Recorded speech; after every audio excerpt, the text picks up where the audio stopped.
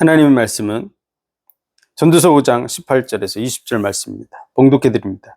사람이 하나님이 주신 바 그 일평생에 먹고 마시며 해 아래서 수고하는 모든 수고 중에서 낙을 누리는 것이 선하고 아름다움을 내가 보았나니 이것이 그의 분복이로다.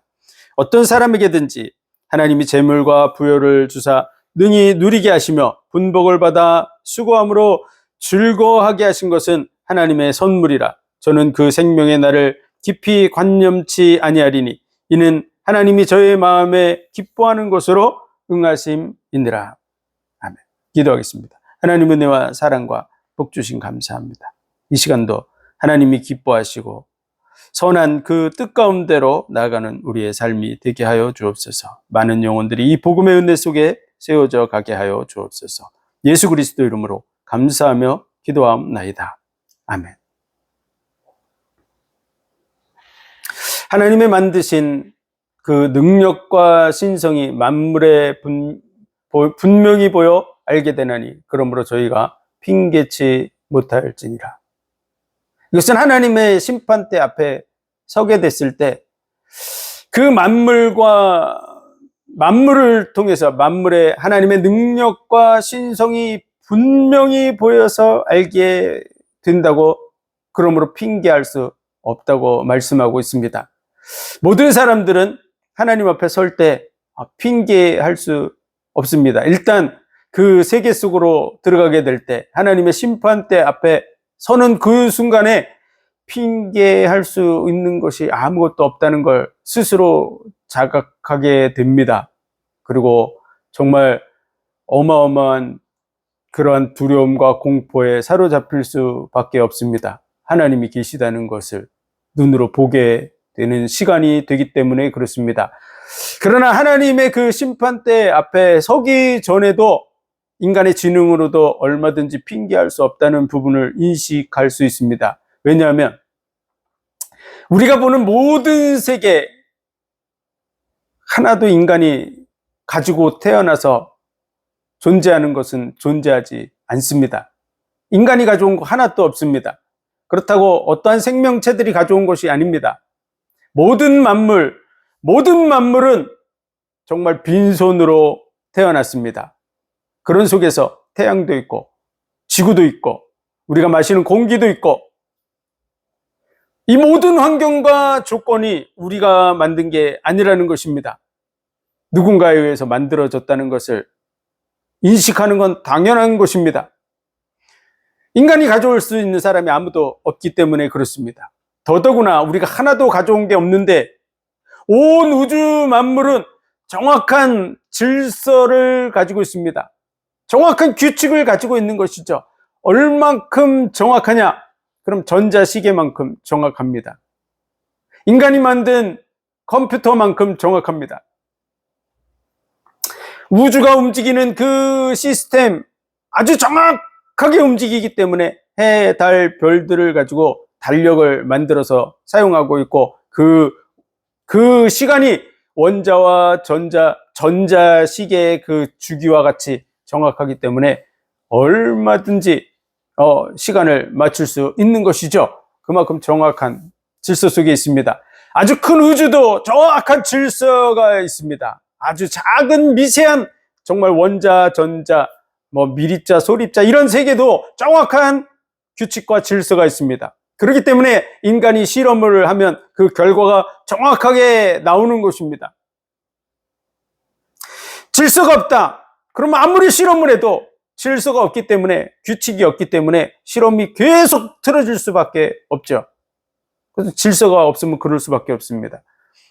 질서를 활용해서 사용하고 있으면서 그 질서를 부여하신 분이 존재하지 않는다고 생각하는 것 자체가 말이 안 되는 것입니다.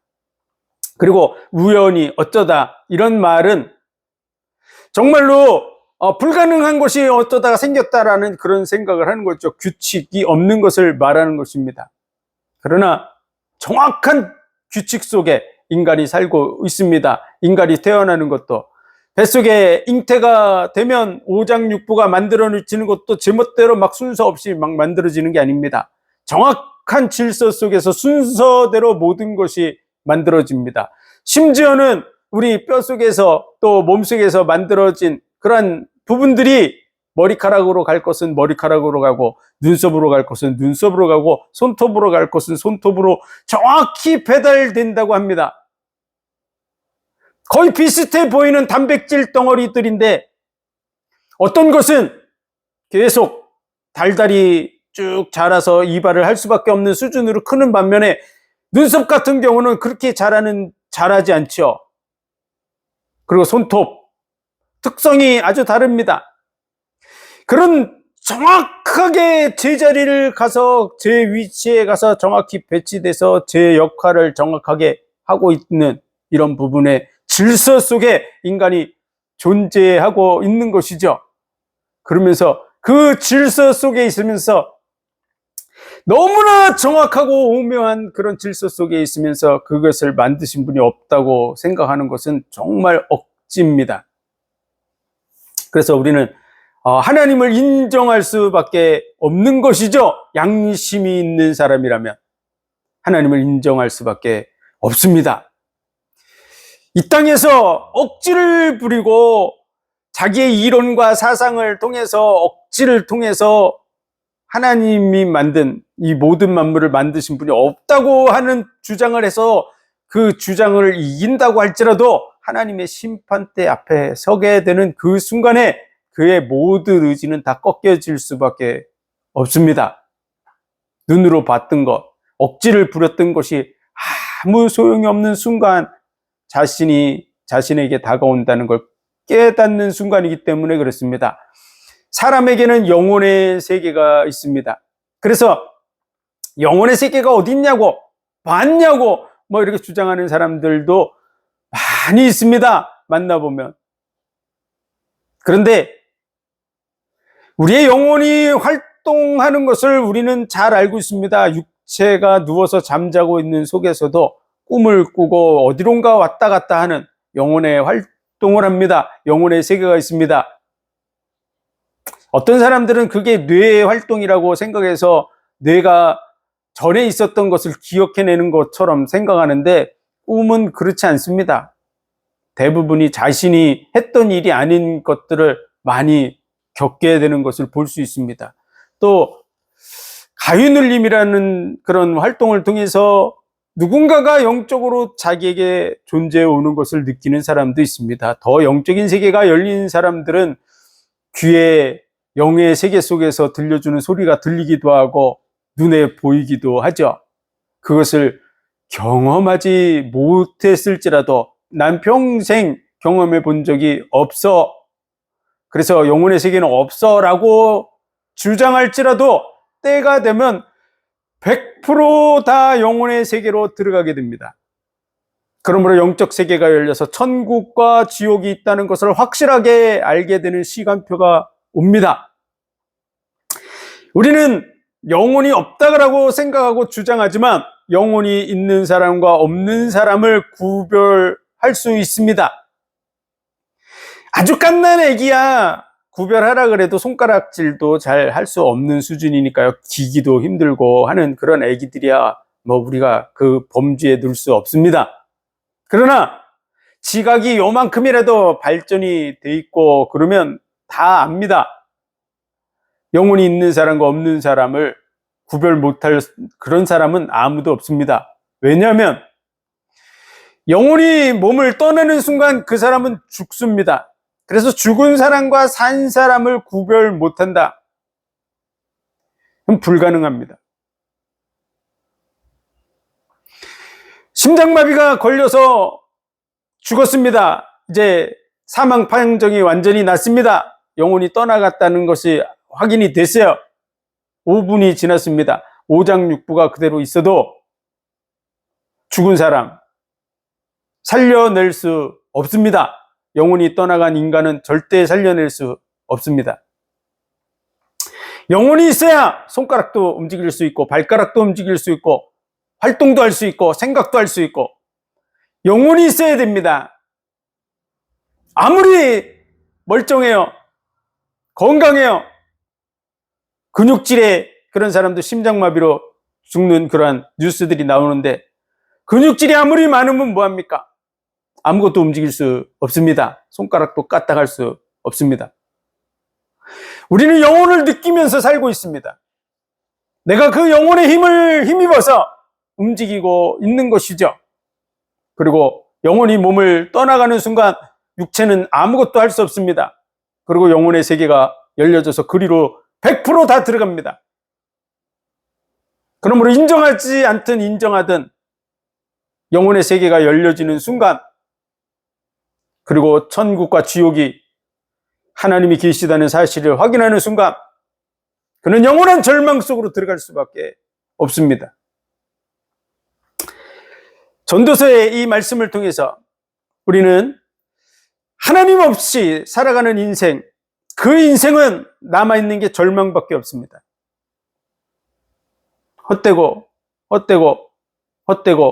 헛되니 모든 것이 헛되도다. 하나님이 없으면 모든 것이 헛될 수밖에 없지만 영원한 절망밖에는 존재하지 않습니다.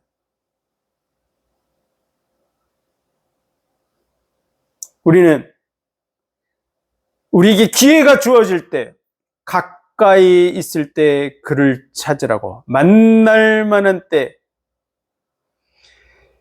하나님을 만날 수 있는 시기가 지금 살아서 숨쉬는 시기입니다. 이 시기간에 우리는 정말 하나님이 계시다는 부분을 인정하고 그분을 찾아야 될 줄로 믿습니다. 아무리 가지면 뭐합니까? 다 헛되게 끝납니다. 해 아래서 바람을 잡는 것 같다고. 아무리 잡으면 뭐합니까? 아무리 부귀영화를 쌓아놓으면 뭐합니까? 죽는 그 순간 하나도 가져갈 수 없습니다. 헛되다는 사실을 기억하시기 바랍니다.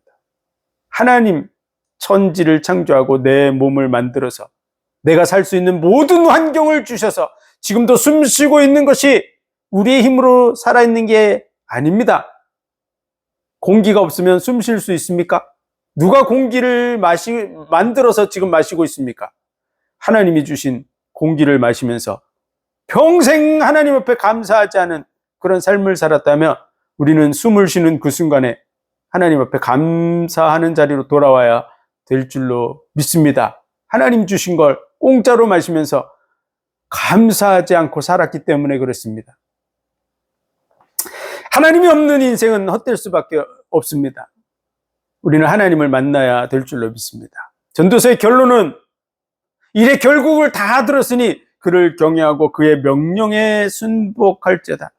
하나님의 명령을 따라서 살아가는 그 안에서, 하나님 안에서의 삶을 살아가라 라고 말하는 것이 전도서의 결론입니다.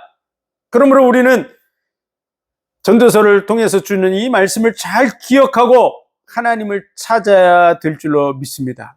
그리고 하나님을 만나시기를 주의 이름으로 축원드립니다. 그리고 하나님이 인생에게 주신 첫 번째 복을 누려야 됩니다. 천년의 갑절을 산다 그래도 낙을 누리지 못하면 차라리 나지 못하니만 못하다고 말하고 있습니다. 2000년을 산들 무슨 소용이 있습니까? 자신의 삶의 이유와 목적과 가치를 모르면 진정으로 삶을 누릴 수 없습니다. 하나님은 우리를 위해서 아주 특별한 시간을 우리를 위해서 허락해 주셨습니다. 그것이 바로 지구 속에서의 잠시 사는 이 땅의 삶인 줄 믿으시기 바랍니다. 우리는 영혼을 살아가는 그런 삶을 살아야 될 존재입니다. 하나님은 우리 영혼을 영원히 살 수 있는 존재로 만드셨습니다. 그래서 사람이 죽을 때 그 영혼이 떠나가는 것입니다. 사람이 죽었는데 돌아가신 분을, 그 시신을 이렇게 한쪽에 덮어놓고, 그리고 많은 사람들이 얘기하죠. 돌아가셨다고. 그것은 지금 육체 얘기하는 게 아닙니다. 육체는 거기 지금 방에 잘 모셔놨습니다. 이승을 떠났다고, 이 세상을 떠났다는 얘기죠. 그 육체 얘기를 하는 게 아닙니다. 뻔히 알면서 모르는 척 그렇게 은근슬쩍 넘어갈 수 없습니다. 영혼이 떠나간 얘기를 하고 있는 것입니다. 돌아가셨다는 말도 왔던 곳으로 돌아갔다는 뜻이고, 이승을 떠났다는 말도 이 세상이 아닌 다른 세상으로 갔다고 얘기하는, 영혼이 다른 세상으로 갔다고 하는 얘기를 하고 있는 것입니다.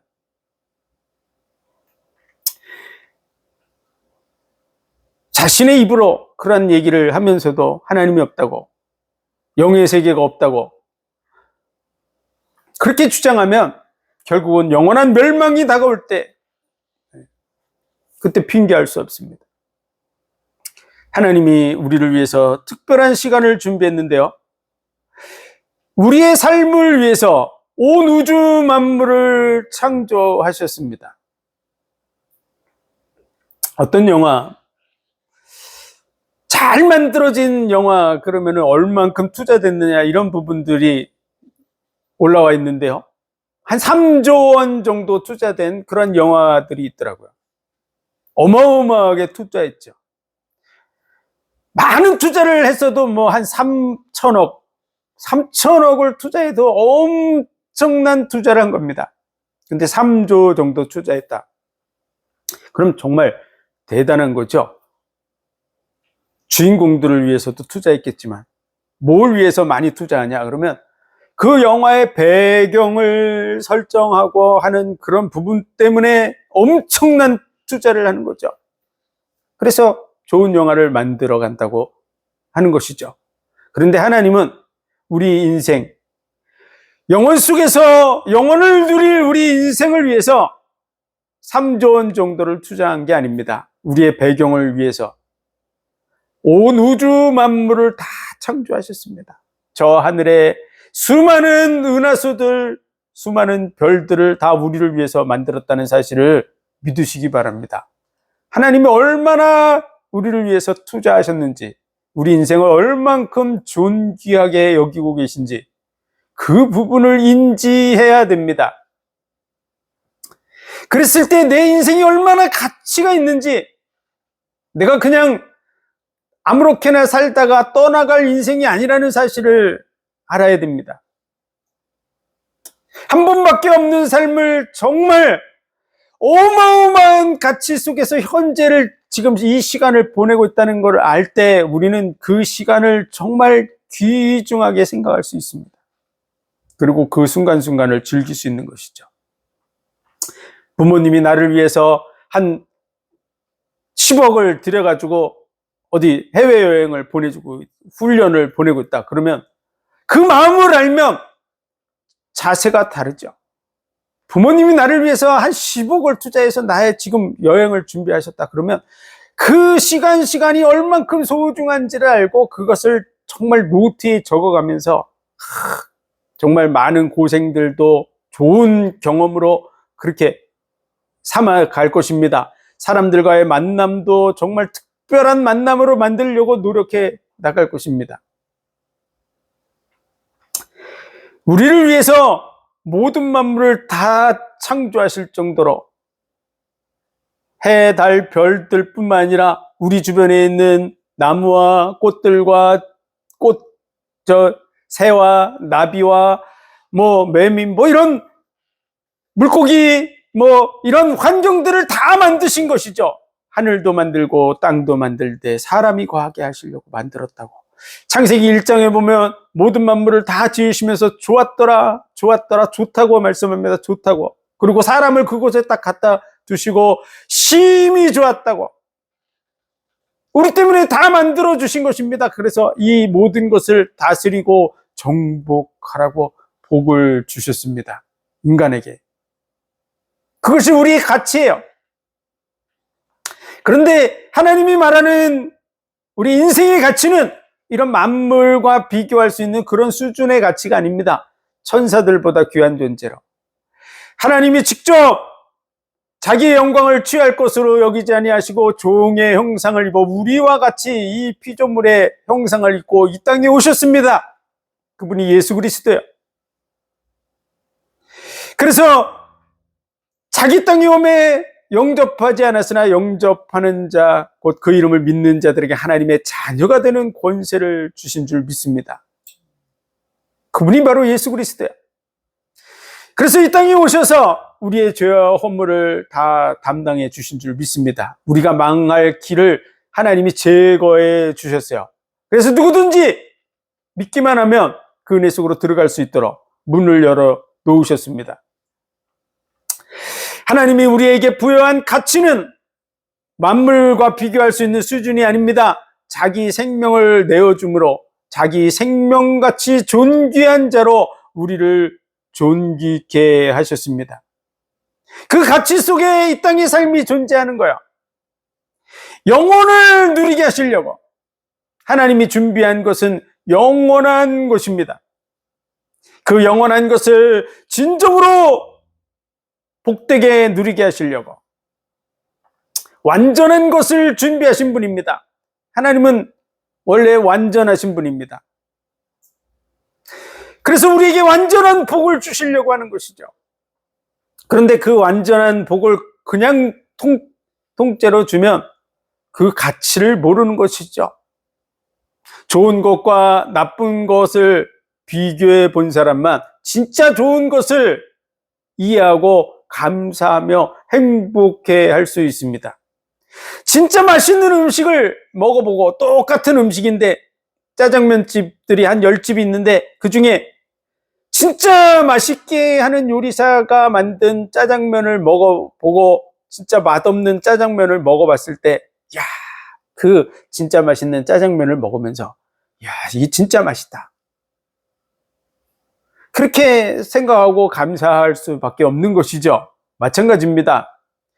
잠시 동안 이 땅의 삶 속에서 하나님은 우리로 많은 것들을 경험하게 하고 있는 것입니다. 그래서 모든 만물을 창조하실 때 완벽하게 만드시지 않았어요. 지구상 온 우주 속에 있는 모든 것들은 다 100%짜리가 하나도 존재하지 않습니다. 아무리 금을 재련을 하고 해도 100%짜리는 없습니다. 99.99999% 밖에 안 됩니다. 왜 그랬을까요? 불안정한 것들을 통해서 진짜 완전한 것이 주어질 때 진정한 감사를 누리게 하시려고 잠깐 완전하지 않은 속에 이 땅에 보낸 거야. 그리고 그 고난에 실제로 찾아오셔서 동참하셨습니다. 우리가 맛봐야 될 그 많은 고난, 슬픔, 어려움, 예수님은 많은 눈물들을 흘리는 부분들을 볼 수 있습니다. 그리고 우리가 짊어져야 될 그 질고를 짊어지시기 위해서 채찍에 맞으시고 가시관에 찔리시고 십자가에 못이 박혀서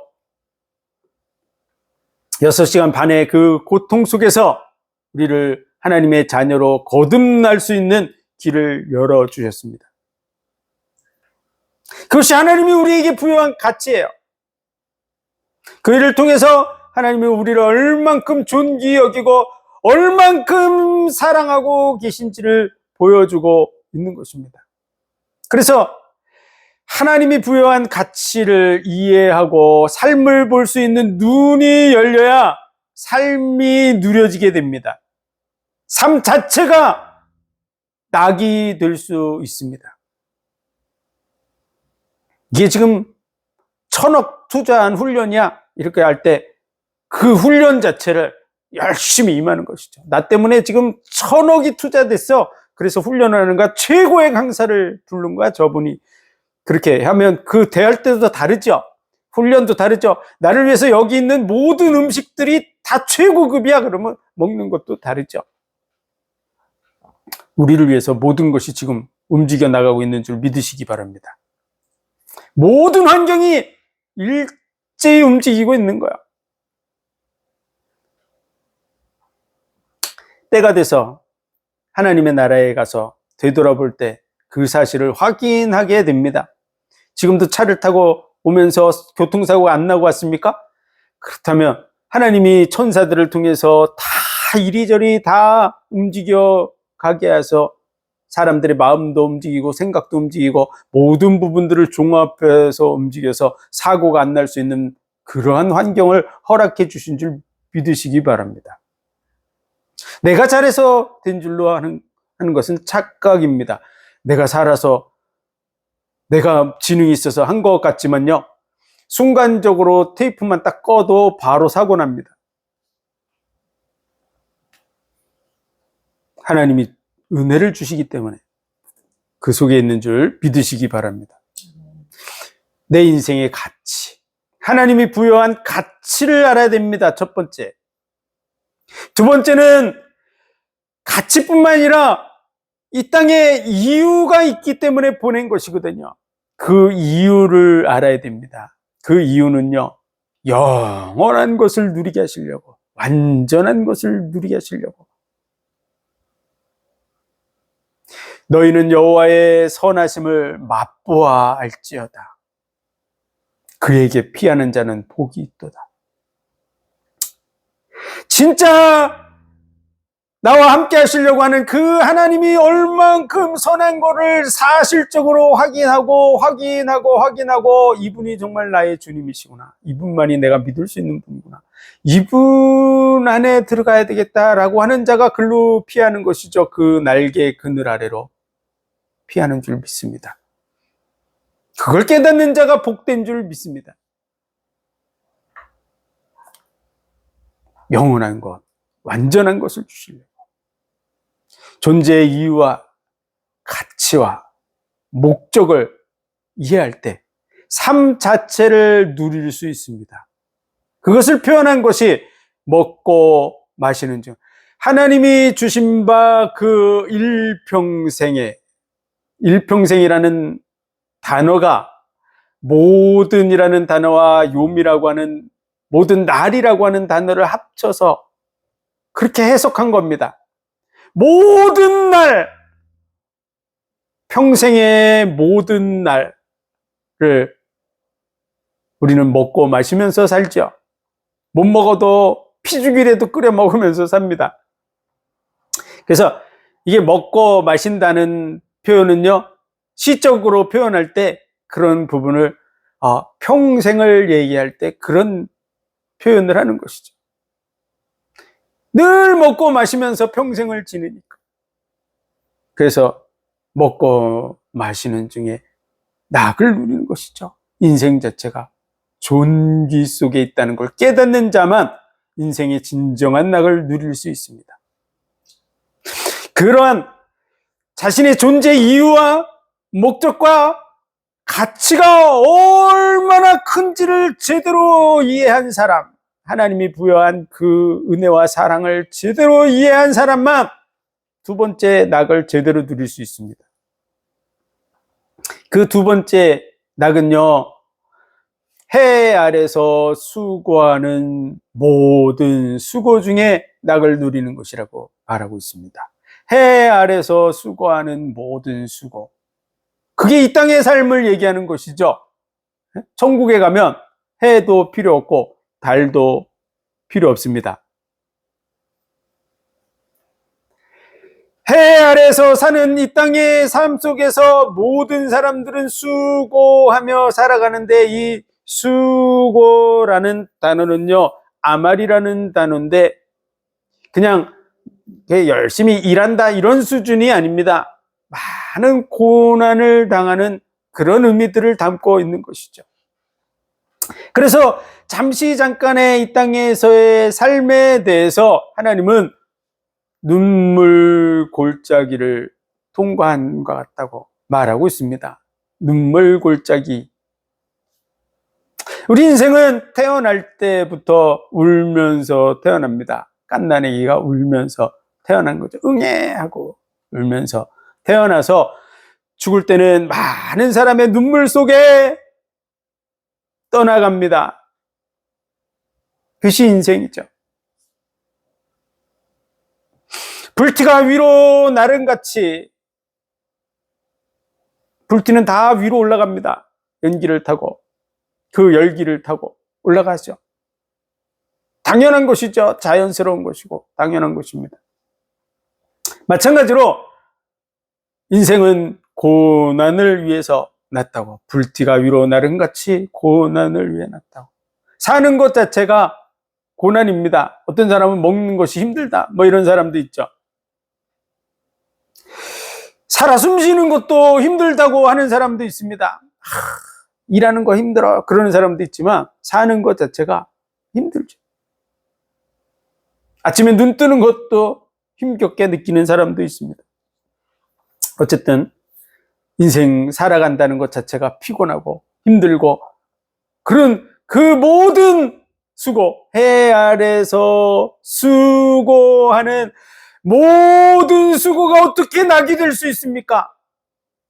첫 번째를 누려야 이게 낙이 될 수 있습니다. 첫 번째를 못 누리는 사람은 절대 이게 낙이 안 됩니다. 그냥 고통스러운 것이죠. 차라리 죽었으면 좋겠다. 뭐 이런 식으로 얘기합니다. 근데 죽는 것도 쉽지 않습니다. 그리고 하나님의 그 은혜를 모르는 사람은 죽을 때 불구덩이로 갈 가능성이 많기 때문에 진짜로 죽으라 그러면 정말 서운해하죠. 그래서 3대 거짓말 중에 하나가 죽는다 하는 게 3대 거짓말 중에 하나입니다.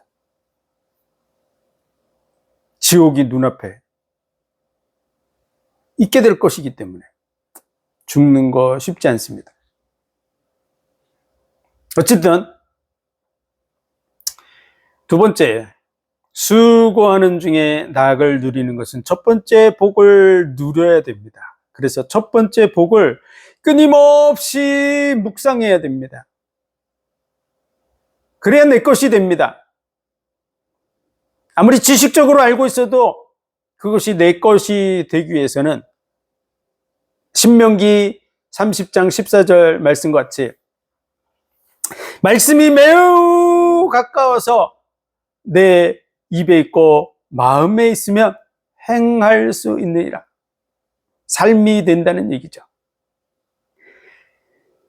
첫 번째 복이 끊임없이 확인되고 묵상돼야 됩니다. 자꾸 들어야 내가 참 존귀한 자구나. 이 땅의 삶이 정말 좋은 길 속에 있구나 라는 것이 서서히 삶에 인식돼서 걸어가게 됩니다. 그 얘기를 계속 듣는 사람은 삶을 보는 눈이 열려지기 시작합니다. 그래, 나 때문에 오늘도 태양이 떠오르고 있구나. 이런 말을 할 수 있는 수준이 되려면 계속 그 얘기를 들어서 머릿속에서 자동으로 생각이 나야죠. 그래야만 그래, 맞죠. 오늘도 나를 위해서 태양이 떠오르고 이 아침에 나를 위해서 저 새가 우는구나. 이 아침에 나를 위해서 저 매미가 우는구나. 이렇게 생각할 수 있습니다. 나를 위해서 존재한다는 생각 자체가 내 속에 착 자리 잡고 있지 않는데 어떻게 그 생각을 하겠습니까? 그래서 하나님이 주신 첫 번째 복을 계속해서 반복해서 듣고 묵상하고 듣고 묵상하고 해야 됩니다. 하나님이 날 위해서 이 땅에 오셔서 생명까지 내어주시면서 날 위해서 이 세상의 삶을 허락해 주셨구나. 영혼 속에 어마어마한 투자를 해서 잠깐의 이 시간을 나를 위해서 마련해 줬구나. 이게 늘 느껴져야 범사에 감사가 되는 것이죠. 그때 정말 하나님의 은혜와 사랑에 감격될 때, 그러니까 부모님이 나를 위해서 엄청난 희생을 하면서 나를 훈련을 보내놨다고 하는 것을 진짜로 느끼면 그 자녀가 그 훈련 중에서도 내가 부모님을 위해서 뭘 사갈까? 그런 생각을 하면서 돈을 전략해서 부모님에게 참 나를 위해서 지금 한 10억 투자했다 그러면 그래, 내가 한 100만 원짜리 시계라도 하나 사다 드려야지. 뭐 이런 생각을 하는 것이죠.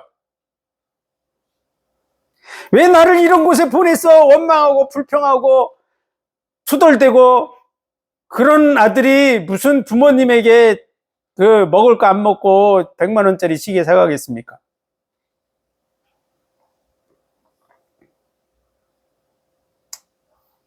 집에 올 때까지 투덜대고, 집에 와서도 책가방 휙 집어던지고 투덜댈 그런 존재죠. 이유를 못 깨달으면 그 정도밖에 안 됩니다. 인생에 대해서 감사보다 투덜대는 게 많다 그러면 인생의 진짜 이유를 모르기 때문에 그렇습니다. 첫 번째 보궐, 끊임없이 묵상하시길 바랍니다. 그러면 하나님이 부여한 진정한 나의 정체성입니다. 제대로 된 하나님이 부여한 정체성을 이해하고 내 인생이 얼만큼 존귀하고 하나님이 내 영혼을 얼만큼 존귀하게 여기는지에 대한 정체성이 건강할 때 그 사람은 삶 자체를 행복하게 보낼 수 있습니다. 아무리 피지땀을 흘리면서 일을 해도 진짜 감사하면서 일하는 사람은 행복하게 일을 합니다. 내가 이렇게 일을 할 수 있는 것 자체가 참 감사하다. 이런 사람도 있습니다. 뭔가 일을 해야만 돈을 벌고 집에 있는 가족들, 아내와 아이들을 위해서 뭔가 먹을 거라도 사갈 수 있는 이런 부분이 되는데 일이 없어서 빈둥대는 그런 시간을 보낼 때 그의 마음이 얼마나 안타깝습니까? 그런데 누군가가 불러서 오늘 일해줘. 내가 얼마 줄게 해서 가서 일할 때 자신이 일을 할 수 있다는 거, 그걸 통해서 돈을 벌고 가족들이 함께 먹고 마시며 즐거워할 수 있는 이런 일을 생각할 줄 아는 사람은 그 뜨거운 태양볕에서 일하면서도 감사하면서 일하는 것이죠.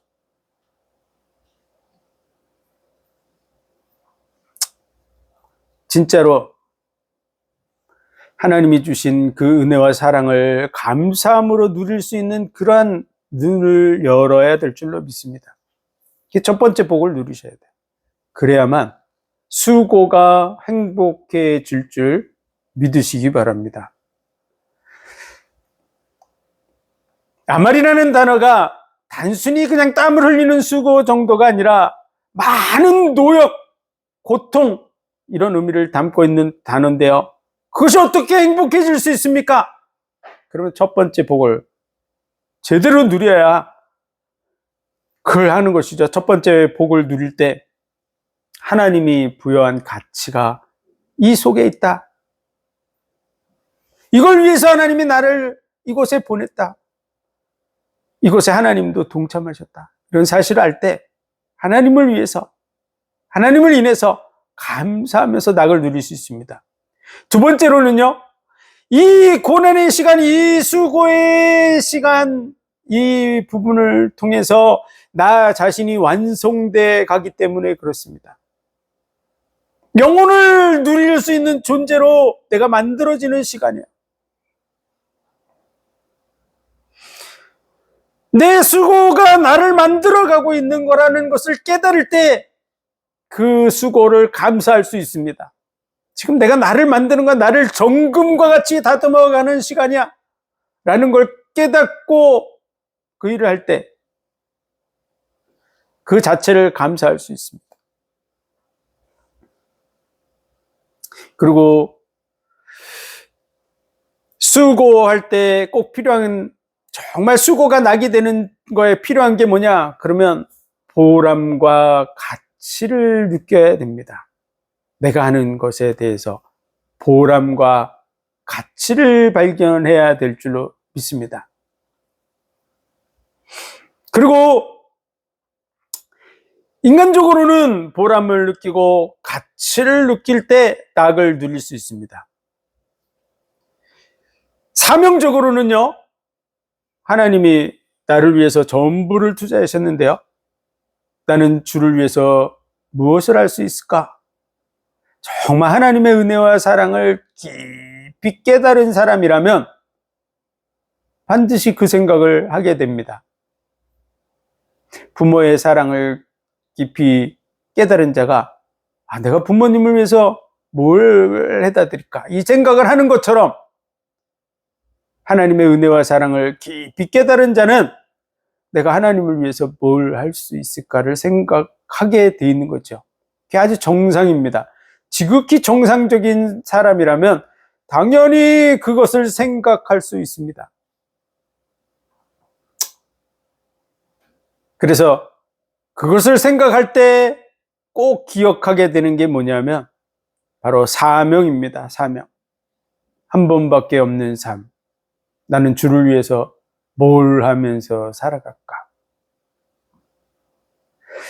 그 일을 이루어 가면서 사는 사람. 그것을 많이 이룬다고 되는 것이 아닙니다. 하나님 앞에 우리가 드려봤자 하나님을 부욕해 할 수 있는 건 아무것도 없습니다. 많은 일을 한다고 하나님이 부여해지는 게 아닙니다. 그러나 정말 중심을 담아서 내가 할 수 있는 것을 위해서 나를 희생하고 헌신하면서 할 수 있는 것,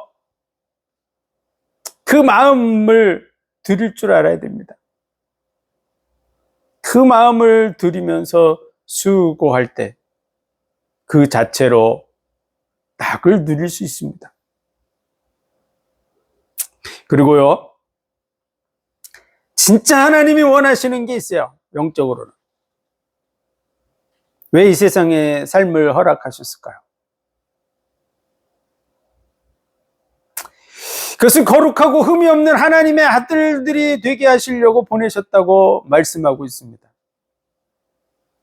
사랑 안에서 거룩하고 흠이 없는 하나님의 아들들이 되게 하시려고. 우리는 모든 인간과 모든 주변의 것들은 다 피조물입니다. 하나님만이 창조주시죠. 우리 하나님 만드신 존재입니다. 나를 만들었다고? 이런 따지는 사람도 있는데요. 우린 뇌를 10%도 사용을 못합니다. 내가 만든 게 아닙니다. 하나님이 만들어 주신 것이죠. 우린 피조물인데 하나님 우리를 자녀로 부르셨습니다. 우리가 자녀가 되는 방법은 첫 번째, 양자의 영 성령을 내 속에 모셔드릴 때 하나님의 자녀가 됩니다. 영접하는 자 곧 그 이름을 믿는 자들에게는 하나님의 자녀가 되는 권세를 주셨으니 혈통으로나 육정으로나 사람의 뜻으로 나지 아니하고 하나님의 뜻대로 난 자들이니라. 그래서 하나님의 뜻대로 양자가 되는, 하나님의 자녀가 되는 것, 그것이 바로 영접입니다. 영접. 그것을 믿음입니다. 내가 문 밖에 서서 두드리노니 누구든지 문을 열면 내가 그에게로 들어가 그는 나로 더불어 먹고 나는 그로 더불어 먹으리라. 전도에 미련한 것으로 일하기를 기뻐하시느니라. 인격 있는 사람을 통해서 복음을 전해서 스스로 생각하고 판단하고 결정하게 하시는 것이죠. 그래서 인격적으로 하나님이 계시구나. 나를 만드셨구나. 내가 먹고 마시는 거 다 내가 가져온 게 아니고 하나님이 만들어 놓으신 거를 내가 이렇게 저렇게 활용해서 사는 거구나. 그런 것을 알고 마음의 문을 하나님 앞에, 예수 그리스도 앞에 확 열어서 그분을 내 마음의 구주로 모셔드릴 때 내가 자녀가 됩니다.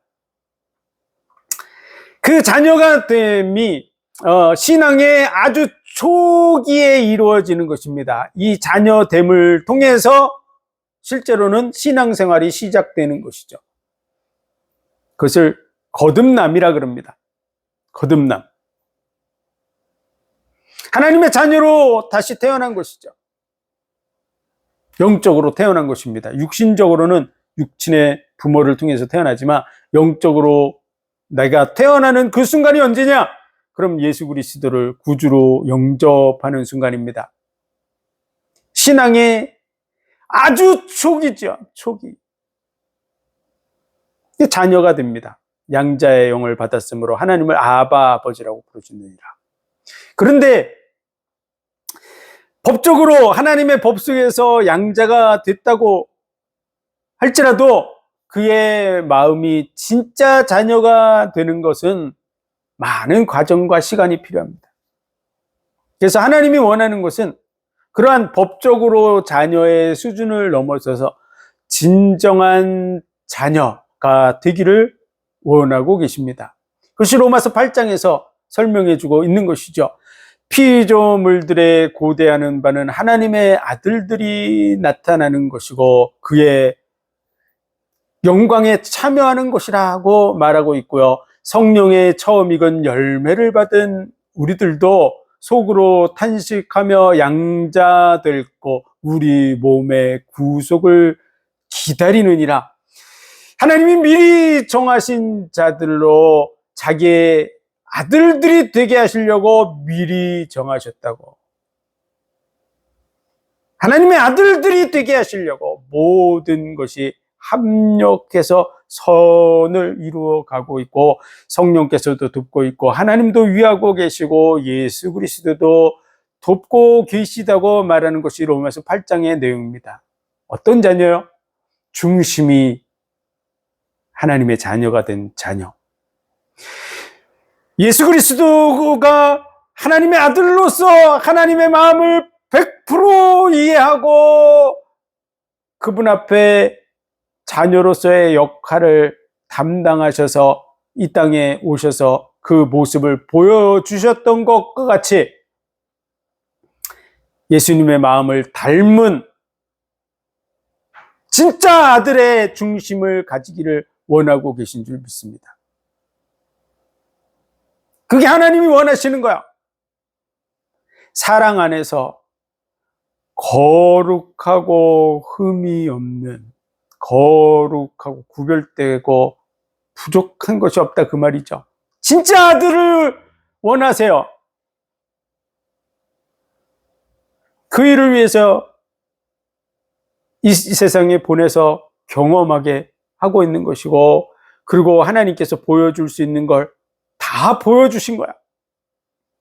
생명까지 내어주시면서 그 사랑 앞에 우리를 너는 내 자녀야. 내 생명값, 피값을 통해서 널 산받은 거야. 내가 너를 낳았어 라고 말하고 있는 것이죠.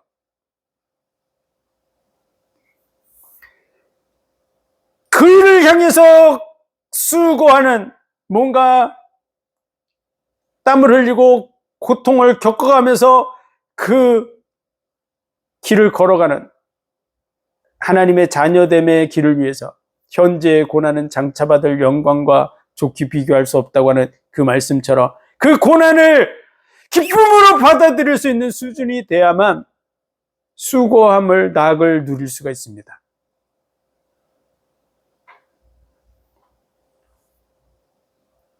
이 수고함을 낙으로 누릴 수 있는 그 복은요, 세 번째 복과 연결되어 있습니다. 그래서 다음번에는 이 세 번째 복에 대해서 다루면서 이 말씀을 다시 한번 하겠습니다. 그래서 수고하는 중에 진짜 낙을 누리실 수 있는 존재가 되시기를 주의 이름으로 축원드립니다. 기도하겠습니다. 하나님 은혜와 사랑과 복 주신 감사합니다. 우리를 존귀케 하신 감사합니다. 우리를 위해서 이 땅의 삶을 계획하셨고 친히 이 땅에 오셔서 생명을 내어주심으로 영원한 복을 허락해 주신 감사합니다. 잠시 걷는 이 길에 많은 일들이 있습니다. 진짜 하나님의 마음을 이해하고 수고하는 중에 낙을 누릴 수 있는 수준이 되게 하여 주옵소서. 예수 그리스도 이름으로 감사하며 기도하옵나이다. 아멘.